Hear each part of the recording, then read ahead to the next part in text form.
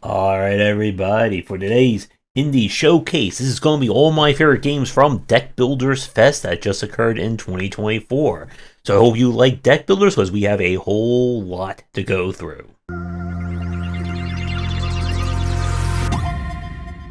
We are starting things off with Demon's Mirror.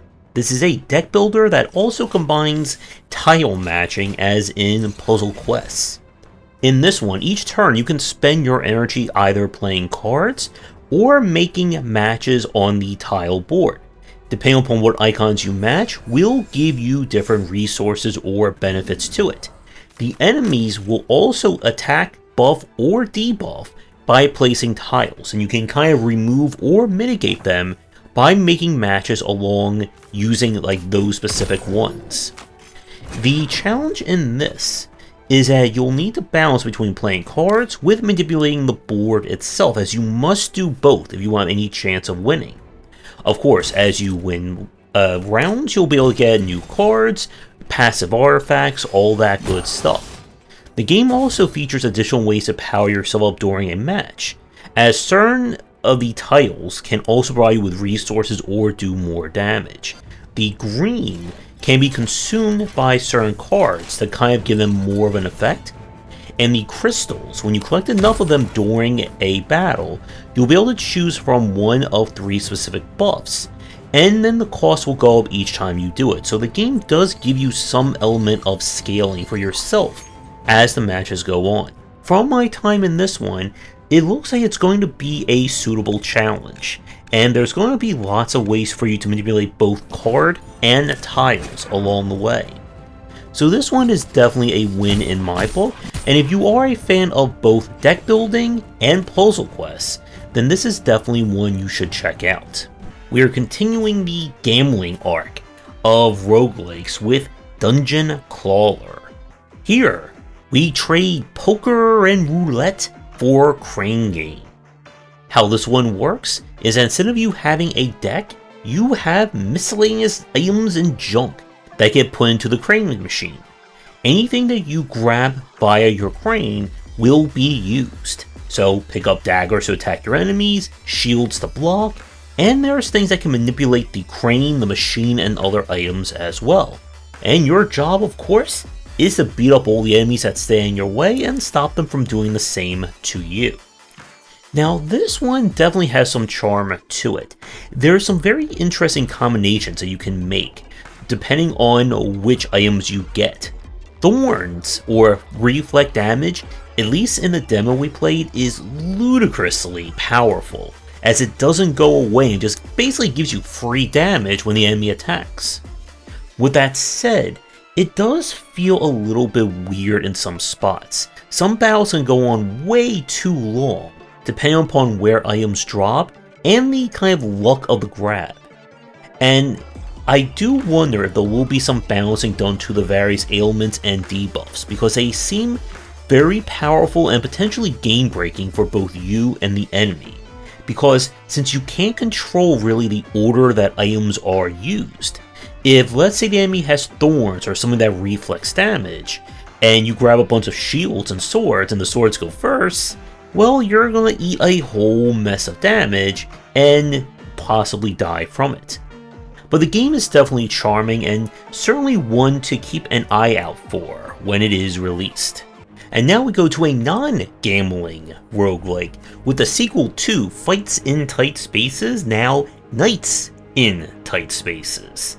It is the medieval period and we are trading spies and subterfuge for fantasy combat and still lots and lots of kicking. Now, unfortunately, the demo did crash on us, so we didn't get a chance to play too far beyond the tutorial, but we did get to see what this one is going to be doing quite differently from Fights. You now have different classes of characters, which will affect what cards they can use. You'll need to worry about, once again, building up momentum by using cards and not moving, but as an interesting twist, you can now bring party members into combat.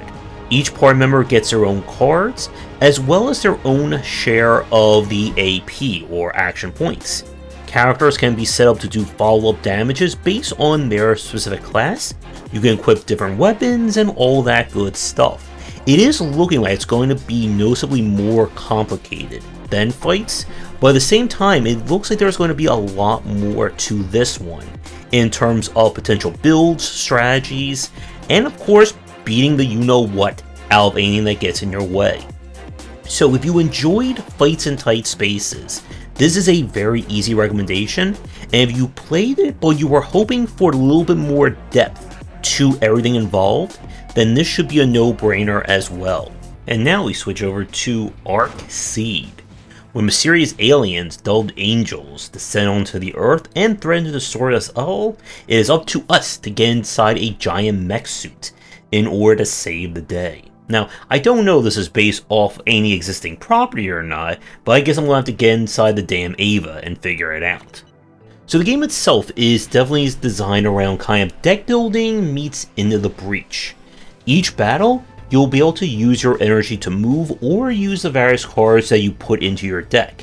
Your deck is going to be determined based on what gear you have equipped to your suit, as well as kind of your generic pool of cards as well. You'll need to keep the enemy at bay while people evacuate. The more people you save, the more money you get for repairs, upgrades, and so on after each fight. As the game goes on, combat will get more advanced as more enemy groups are introduced, more enemy types, and so on and so forth. I love the aesthetics and the art style of this one. I especially like kind of like the picture-in-picture cutscenes when certain cards get played. My big problem that I have with this one is that the GUI makes it very hard sometimes to tell what is happening. And I'm not sure if part of that was just the fact that this was like an early alpha build or not. There are cases where it didn't show the enemy was attacking, yet on its turn, it attacked. And it was sometimes hard to tell what enemy behaviors are going to be, where the attack range is, and so on.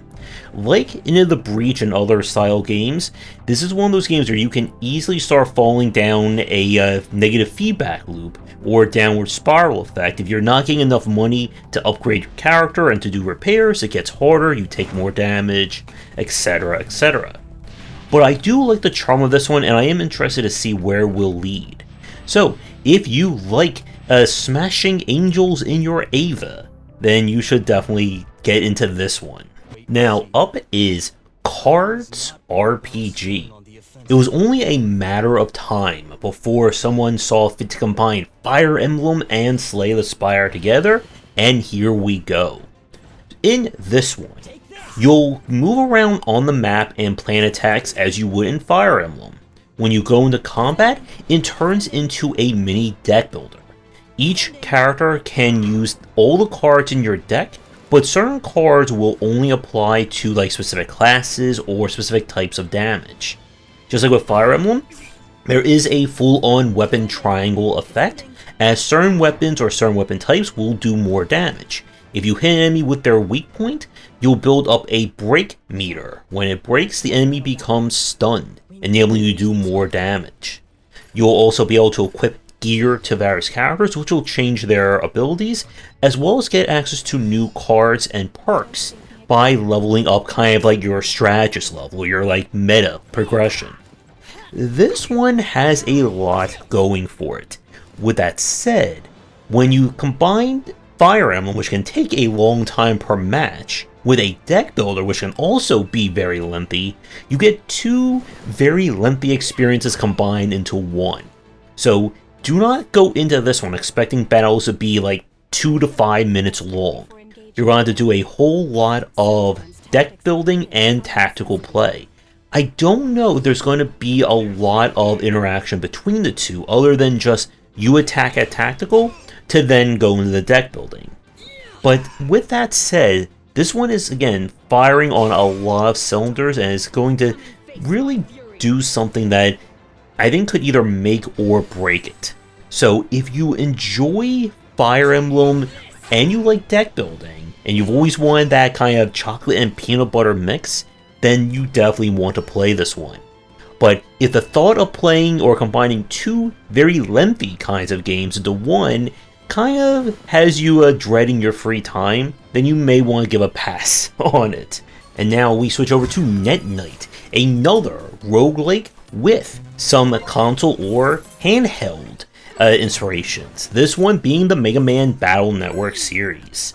You are a program and you must defend the internet from viruses and malware using one program/card at a time.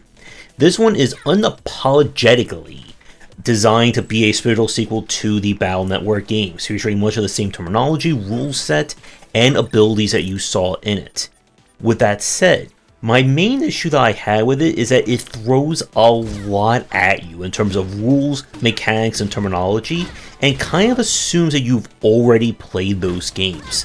As a tutorial, I didn't think it did a good job of onboarding if you had no idea what any of this stuff meant. And it was also a little bit frustrating with switching between keyboard and mouse to the gamepad in terms of remembering what commands did what. So at the moment, this one is clearly for someone who really loves the Mega Man Battle Network games, and they can improve the onboarding and make it a little bit easier for us non-hackers to get into. This could be a really great spiritual follow-up. And now we turn to what is, I think, going to be my winner or best in show for Deck Builder Fest, and that is Out of Hands, a body horror deck building kind of, I'm not quite sure if it's going for a roguelike or more of like an RPG adventure, but nevertheless, we awaken literally made out of hands. We are trapped in our own personal nightmare, and we must use our hands, eye hands, nose hands, and mouth hands to protect our heart hand and figure out how to get out of this. If you're not a fan of creepy body horror and fingers, this is definitely going to be the game you should be switching off from right by now. But the rules are simple. Each battle, you'll use a collection of items that you can equip to your hands. Once they are equipped, you can then use them or hold them as you see fit. Your goal is to eliminate kind of like the main source or the main enemy, which is usually in the back row. The back row can either attack, heal, or summon emotions that can do things to you. If your heart runs out of health, then it is game over. As you play and win battles, you'll be able to upgrade cards, improving their damage and other attributes, but the longer you go, the game becomes harder by introducing curses that will debuff and weaken cards, unless you level them up. You'll be able to buy and get access to additional cards, as well as additional hand types for your body that will give you either new cards or new passives. This one has a lot of things happening all at once in it. With the different cards having their own rules, there is certainly room for game-breaking builds. You'll be able to explore the world, looking for items and things that can help you, and of course getting into the battles, boss fights, elites, and so on. Like I said at the start, really like this one. The aesthetic is certainly unique, somewhat like the vibes of this. For some reason remind me of the classic adventure game Bad Mojo. And I can tell you've probably never played a deck builder where you must use your mouth hand to issue debuffs to a spider hand or whatever the heck we're fighting. So this one definitely gets a high recommendation from me. I really want to see where it's going to lead. So if you're not bothered by creepy hands, fingers, and body horror, then you definitely want to stick your fingers into this one and see what it's all about. And now we switch over to Bearnard. This one is a curious one. This is turn-based tactical combat, part platformer, part deck builder. So how this works is that we play as Bearnard, a bear in the woods with a bow and arrow. When something strange is going on in the wilderness and his father has gone missing, he's going to have to run, jump, shoot, and deck build his way to solve the mystery. The entire game during the platforming sections is played in real time as you'll explore the world looking for resources, bonus quests, and experience to upgrade your character. As you explore, you'll find a variety of cards. These cards can be used both in and out of combat for varying effects, such as adding fire damage to an arrow, letting you heal, and etc, etc. And different elemental effects can be combined into various ways. Now, the downside of the card system is that it is all consumable. So you're not necessarily building a preferred strategy or preferred play style, it's more fire and forget. As you explore, the enemies will become more dangerous, and as another interesting point, you must aim your arrows manually. So it is possible to, well, actually very easy, to miss your shots if the enemy is too far away. This one has a lot of things happening at once. There are some very interesting aspects of the design, using kind of like real-time movement and then the tactical layer, but I'm not a huge fan of the card play at the moment. It feels very much like just throwing the player lots of cards, and if they don't use them, they get punished. If they use them in the wrong time, they get punished later. And I would have liked to see, again, like maybe having it be more of a deck style, rather than a consumable one. But if you're looking for a deck builder that is trying to hit a lot of different points, pun intended, at once, then this could be one worth checking out. And now we switch over to Phase Factory, and this is going to be my second favorite game from the event. This is kind of deck building with a pinch of Disco Elysium and magic thrown in. It is the magical industrial revolution. We have discovered the greatest magic of all is not the power of love or friendship, but capitalism and or communism. And it's up to you to oversee magical factories that provide the magical, I guess, charm or bang for wizards to get into battles with. So the gameplay here involves you exploring the land, talking and ignoring a variety of people, and then getting into factory wizard battles. How the battles work is that your factory is your deck.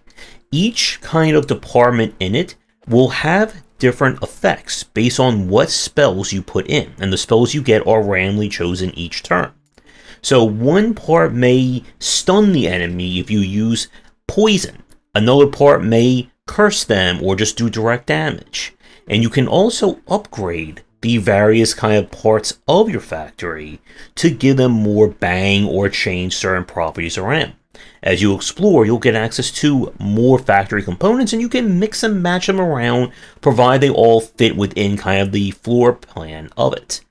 And all the while, you are also going to interact with a strange world that has just discovered both magic and capitalism at the same time.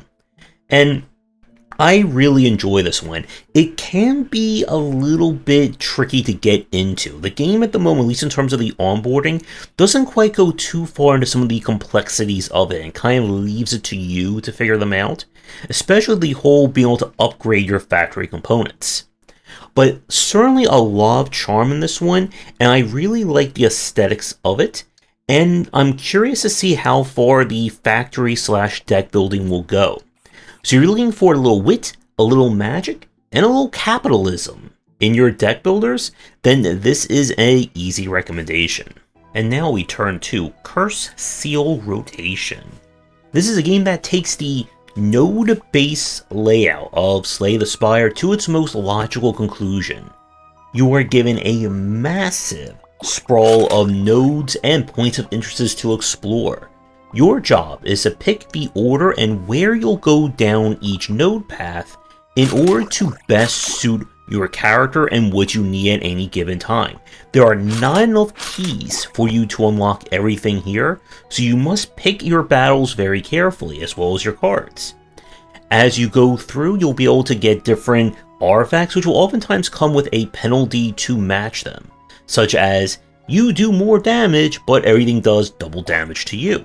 Cards can be upgraded, and when you click on an enemy node, you of course go to a turn-based battle, where you must fight ever-escalating waves and dangerous enemies in order to survive. This one is a little bit rough in spots. For instance, I don't think the translation to English worked all the way, because there were some card descriptions and so on that I was a little bit confused about what they were actually saying. This one has some potential.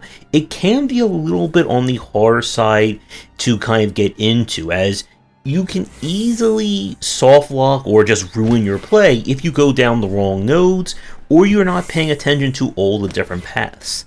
I'm not quite sure, at least from the demo, how far it's going to go in terms of deck complexity with the different artifacts and so on. It does look like one of those games that once you get a solid strategy, just, go all in on it and try to overpower the enemies. But there's definitely some charm here, and it's another one where I'm interested to see where it will lead when it is released. And now we turn to High Noon Shuffle, a kind of tactical RPG deck builder. I'm not quite sure what the story is, at least from the demo. It seems like cacti have run amok, and we must take them out one battle at a time. The combat here is a mix of tactical play as you'll move your character around on the field, and using your cards to set up traps, hit enemies from afar, debuff, all that good stuff. You'll be able to upgrade your cards as you play, and it does feel like a pretty good mix of the tactical and deck building layer. Traps and any means that can immobilize an enemy are very powerful in this one, and it appears like each character will have kind of their own rule set or special cards.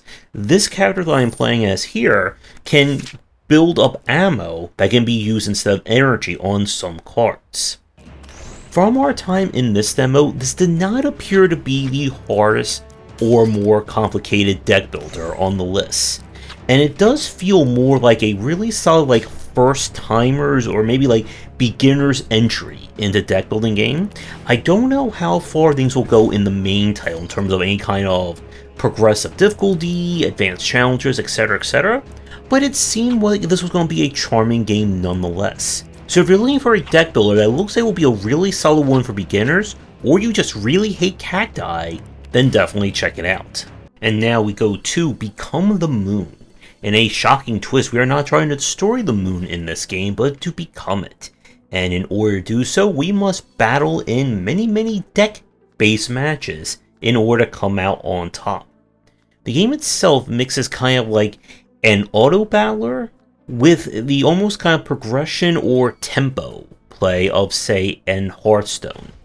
How this works is that you'll build your deck out of a wide assortment of characters, all with unique properties, synergies, and different effects that can happen over the course of a round. Your mission is to beat through all the enemies on the opposing field and then strike against the main guy. Knock out their health and you win. After each match or after each turn is over, if the enemy is still up, everyone gets all their cards revived and things go again. As your deck levels up, you'll be able to add more higher quality cards to it. This can be different spells, different minions, etc, and you're free to either take cards back off the field or put them on as you see fit. Of course, with this being an auto-battler, it means that proper deck building and which relics you choose will be very important to how you'll win.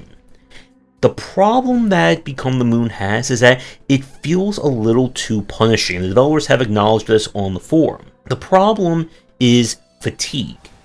After the first round of combat, if you do not beat the enemy, you will get a fatigue spell that gets added to the field. Every turn you will be taking guaranteed damage directly to your health pool. And what that means is that even if your party is good, if it's not able to kill the enemy fast enough or kill the main guy fast enough, you will basically just die to chip damage, and there is nothing you can do otherwise about it. And that also really does limit what kind of builds are going to be viable. You really want to go for very bursty, very just high damage plays, because it means the quicker you kill the enemy, the quicker you can not take that fatigue damage. But the developers are aware of this, and I'm sure they will change things before the game is released. So if you're a fan of the auto-battler style, then this one is at least worth a check. And now we go to Dice and Fold, a dice builder roguelike, where you must use the power of dice and getting lucky with your rolls in order to fight against a myriad of enemies. While this may, very clearly, look like something like C.A.R.D.S, it is by no means as advanced as that one. How this one works is that enemy attacks or enemy's health and your special abilities are all governed by different dice rolls. Could be require a specific number, specific range, odd or even, and so on. In order to do damage, you must put the correct dice in those slots. If you choose to do that, or you can, the enemy dies. If they're up at the end of the turn, they will attack. You get access to different party members who will have their own special abilities that can be activated by putting dice on. And a major part of this is kind of banking dice for specific situations, such as holding them in your little queue in the bottom left, or priming special abilities when you need to use them the most. There are of course artifacts you can get, and this one looks like it's going to be on the challenging but still fairly simplistic side of it. Does it seem like there's any way to like manipulate the dice, change how faces behave, stuff like that? But it could be a charming enough game for someone looking for an entry-level game to roll some dice to, rather than play some cards. And now we go to Vegangsters. In a city where fruits and vegetables are living, committing crime, and there's a mafia going around, you play as a potato inspector who must get at the root of the cause of corruption in this seedy city. Seedy as in crime, not seedy as in plants. So the twist of Vegangsters is that combat is built on a timeline system that runs along the top of the screen. At the different marks or pips on the timeline, that is when the card you choose prior will activate. So whoever gets to the next pip first, they'll have their card play, be it attack, defense, buff, debuff, whatnot. Your job, of course, is to figure out which cards to play when, and make sure you have enough speed for that card to activate when the time comes. This does lead to combat feeling a little bit longer than it should be, as you're waiting around for each timeline to kind of go through. As an interesting twist on the mechanics, you have kind of different buffs and debuffs that you can apply. As you go through a turn, any defense that is still carried on you when the timeline resets gets turned into wrath, and when wrath fills up enough, you'll get bonus damage. This is the first time I've seen a deck builder that gives you the ability to scale as a battle goes on longer, along with the enemies, of course. And it's a very interesting touch. This one does appear like it's going to be on the trickier side. You'll need to manage how clues work, when to apply buffs and debuffs, and of course, trying to manage that on the timeline. I would have liked an indicator when I'm playing cards to know whether or not this card will go first, second, third, whatever, by the next pip on it. I do like the aesthetics of this one, this kind of like charming, WTF is that thing, and why is it trying to beat me up kind of vibe. So I would give this one a check if you don't mind the timeline system, and if you really have it out for your fruits and vegetables. And now we turn to Umbratica Tactics. I'm sure I butchered that. This is tactical deck building roguelike in a kind of vein of Into the Breach, but with vampires and monsters. It's your job to defend your heart, quite literally, from enemies coming to take it out. You're given the various characters, each one is their own unique individual with different cards / abilities that they'll gain, be able to be upgraded, and unlock new ones as you play.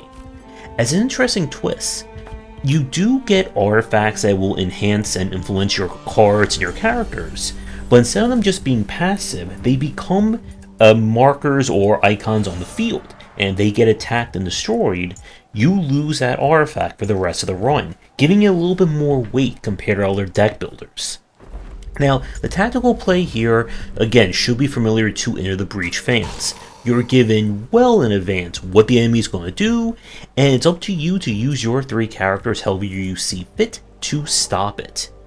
Now, while this is all well and good and the game definitely has some potential, there was one tiny little problem. And that is, the game has a tendency to put you into unwinnable positions. I mean, like, quite literally unwinnable. Like, not like a get good, but as in, the enemy's in a position that your characters cannot actually attack given the cards they have, and you lose. And this will be something that will obviously need to be looked at for the main game or when it is released. But if you like your tactical decision making with a touch of vampires and monsters, then you should at least give this demo a look. And we go to more spookiness with Veil of Madness. This is dungeon crawling, deck building style combat. but taking place in a modern, good old-fashioned Lovecraftian story, where monsters, Lovecraftian gods, and more are threatening the world. It's up to you to investigate with cards in hand.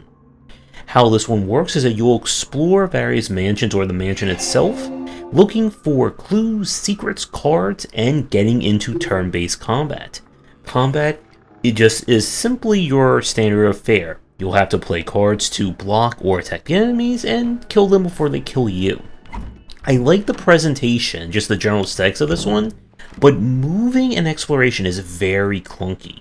They go for the tank-based, you can only move in the cardinal directions format of a dungeon crawler, but it can be very annoying to find interactables or click on things when you have to adjust the camera very slowly. And this one did feel, again, like clunky with just general controls. Enemies and combat was okay, but the game definitely had an issue with just not giving you information as to, okay, what do all these symbols mean, what am I trying to do, or even any idea about what the enemy's actually going to attack you with. But this was a very early alpha build, according to the demo, so I can't hold too much against it, at least from this play. So there is certainly potential here if you're looking for more of a contemporary dungeon crawler, and you enjoy a bit of madness here and there. And now we go to a Clonizer. This is hex-based kind of tactical strategy with a pinch of deck building.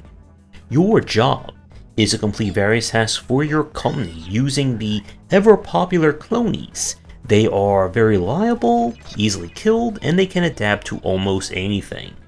The gameplay here is that you'll go to various planets. Each planet type has kind of a unique condition or situation you must adapt to. On the planet, you must complete various objectives in order to move on to the next. The balance here is that you need to weigh exploring with your clonies and building up shields to protect from some random UFO that comes by and shoots you every other turn. Now, similar to Become the Moon, I'm not a fan of kind of the constant drain here. Because it keeps escalating as time goes on, you're going to run into a situation where it will just overtake you. But at the same time, you have to be constantly moving your clonies around, trying to complete objectives, upgrading them, and so on. Cards that you pick up can be upgraded, and you can also equip clonies with different gear which will change their base stats or mutate them into something else. There's definitely a lot of charm in this one, and it looks like it could be on the challenging side as you're trying to do everything all at once. So I would definitely give this demo a try, and I'm curious again to see how this all shakes up when the game is launched. And now we go to Demiurges, which I think I'm butchering that name. And this is essentially an indie roguelike take off of the Heroes of Might and Magic or King's Bounty formula. You'll assemble an army of a variety of lizard-related creatures to explore the world, capture resource points, and get into turn-based combat. Just like with those games, you have a home city or city itself that acts as your unlocking and kind of your main hub. You'll get access to different cards, which are your spells, your units, and kind of buildings that you can construct back at your main base. If you build multiple copies of a unit producer, you get the upgraded or elite version of it. And your job is to keep exploring the world, getting more resources, beating up everyone that gets in your way. Now, admittedly, the tutorial and the onboarding is a little bit clunky. Part of the issue is that, as you can tell by some of the graphics, everything kind of blends really well into each other, so it just kind of gets lost in the wash when you're looking at some of the main screens. The tutorial could do a better job of explaining how combat works and just generally what is your goal as you're trying to play through. There is meta progression in terms of unlocking new characters, new buildings, spells, and so on that you get by playing through the game. Now, even with the rough demo here, it definitely has potential if you're a fan of the King's Bounty formula. If you're not a fan of that, then I don't think this game is going to work for you. It doesn't really do anything that would invite you to learn it. It kind of assumes that you've already understood what this game is all about. But if you're like me and missing a kind of King's Bounty-like in your life, then you should at least give this one a check. We go from a King's Bounty-like to a Pokemon-like with Decktamer. In this one, the twist is that instead of you earning new cards after you win a battle, you instead are trying to capture the monsters that you want during a battle, which will then be added to your kind of deck for future ones. Every creature has their own kind of set attributes, but they can come in kind of having like modified abilities or passives. And of course, those are the ones you will probably want to capture more than anything else. You'll put your monsters down and they can each perform one action per turn. You have food and healing items that you can use at any time, and food is used as kind of your Pokeball analog here to try and catch a monster. If you fail to catch the monsters, you'll just move on to your next battle, where things will get more and more challenging. The trick here is that you need to win fights in order to keep your monsters alive. If a monster's health hits 0, they are dead for the rest of the run. But at the same time, you need to keep the enemy alive long enough and hopefully get those lucky catches, especially for the better monsters, those that have passive buffs, those that can hit the entire enemy, etc, etc. So there is something here for fans of Pokemon and deck building. In terms of the overall difficulty, I'm not exactly sure where it's going to go in that respect. If you get a lot of early picks and kind of expand your deck beyond just like your basic ones, it can feel a little bit easy.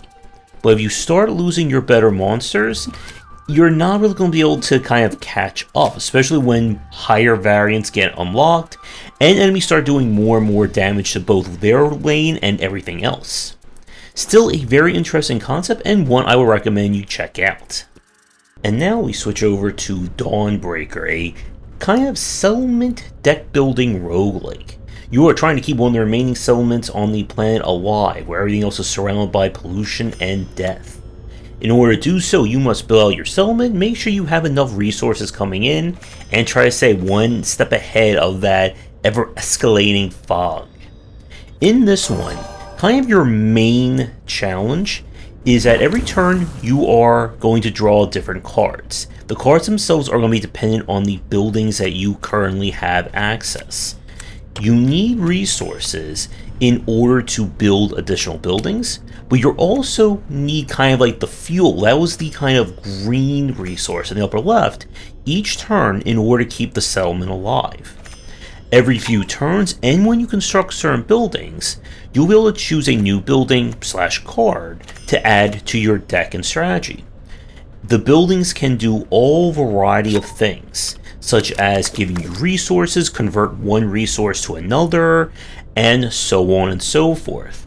But if you ever end a turn in negative kind of your green resource, it's game over. This one does feel like it's going to be on the challenging side.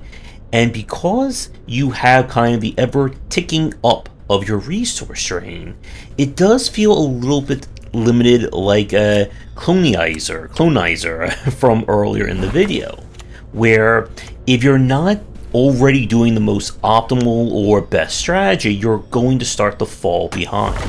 I don't know there's going to be any meta progression in this one, unlocking new cards or features, but I do like kind of the theming and the general play of it. Give this one a try if you enjoy kind of settlement building and that kind of gotta stay one step ahead of the incoming danger style of play. And speaking of incoming danger, we go to Earthless.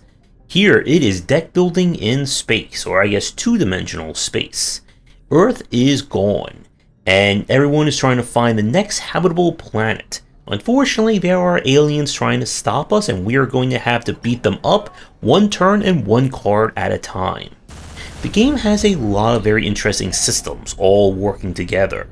You'll build, or your deck is going to be built of various cards from each one of your different crew members. So you have offense, movements, supplementals, and so on. Every turn you are given energy and heat that builds up. You can move as many turns as you have heat, or as many blocks or spaces on the grid. When you go beyond that, you'll add overheat cards to your deck that prevent you from doing things. And heat management is a major part of kind of moving and the tactical play. Different offensive cards can hit enemies, can boost your other cards, etc, etc. And each level or each match has a different chosen objective. Some of it is kill the enemies, get to the exit point, survive, and etc. etc. Where the additional systems come in is that each one of your crew members, kind of like in Darkest Dungeon style, has morale.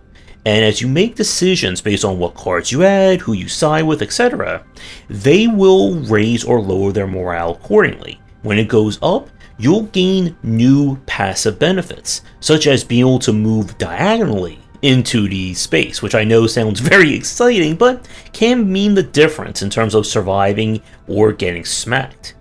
One thing I do like about Earthless is that you can craft kind of blueprints of different parts, and these act as card modifiers. So instead of you just upgrading cards, you get a variety of things you can attach to any card that you like, which in turn will allow you to change its properties in some way, such as lowering its cost, letting it do more damage, guaranteeing shields every time you use it, and I'm sure there's a lot more. I like what I was seeing with this one. I don't know how they're going to do anything in terms of like meta progression or what the long game of it is going to look like. It is going to be launching in early access, and I believe this one also comes with co-op play, although I'm not quite sure how that's going to entail here. So if you like your deck building roguelikes with a touch of space to go with them, it is a very easy recommendation from me. And that is going to do it for Deck Builder Fest. Hope you enjoyed all these games we talked about. You'll find links to them all down below. Let me cover your game for a future stream and video. Please reach out. And with that, I'm going to go rest my voice and my deck playing hands for now. And until next time, take care. That's going to do it for today's video. Thank you so much for watching. Be sure to do the YouTubing stuff people tell you to do. If you're interested in more of my thoughts on design, check out my books wherever they are sold. Visit our Discord and Patreon, and come back for daily discussions on game design here, and on game wisdom, where some of the art and science of games.